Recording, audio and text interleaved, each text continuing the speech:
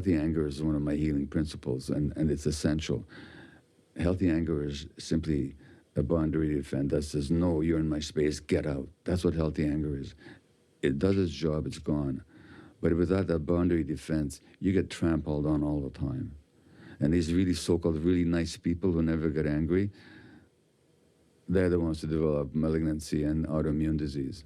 And the fourth characteristic is two fatal beliefs. And I say fatal beliefs, potentially fatal.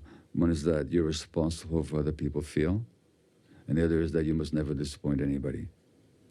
Now, how these traits predispose, I don't say they cause the disease. I don't deal in causes. It's simplistic to talk about single causes. But they contribute to the onset significantly. And people with chronic illness invariably have them. Yeah. I never find otherwise. These are not, nobody's born with these traits. I mean, have you ever met a one-day-old baby that doesn't know how to say no? Try and feed them something they don't want to eat, you know? These are personality traits that we develop to fit in with our environment. Yeah. And if their environment is, if your parents are alcoholics, you're going to end up as a caretaker. As a 4 or 5-year-old, you're going to be an emotional caretaker by suppressing your own needs. Now, that's going to show up in illness of mind or body later on in life.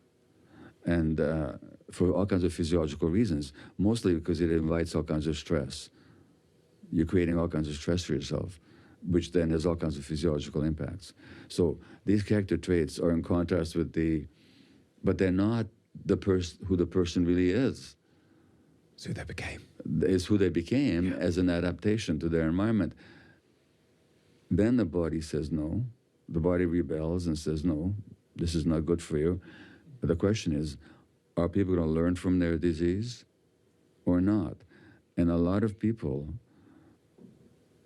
whether through help or whether through some intuition or some grace, if they learn to look at their diseases not just as something to get rid of, but also as a teacher of where in my life was I not being myself. Now, I don't recommend disease as a way of learning, and I'm not saying people shouldn't do whatever they can to get treatment and to heal in other ways, but at the same time, if they open that inquiry of what is this disease here to teach me about me, they're going to find that these patterns were present and they don't need to be. Yeah. Because they're no longer the children that are constrained to be that way.